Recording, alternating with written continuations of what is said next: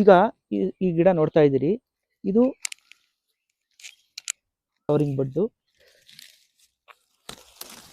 ಎಲ್ಲ ಕಡೆನೂ ಬಿಟ್ಕೊಂಡಿದೆ. ಈಗ ಇದು ಫ್ರೂಟ್ ಸೆಟ್ ಆಗುತ್ತೆ.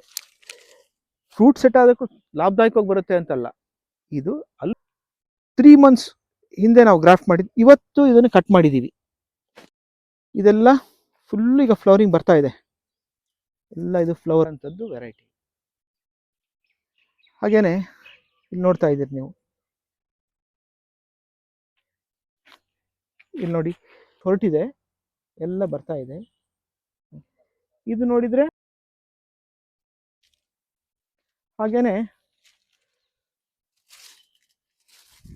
1 ತಿಂಗಳ ಹಿಂದೆ ಎಲ್ಲ 2 ತಿಂಗಳ ಹಿಂದೆ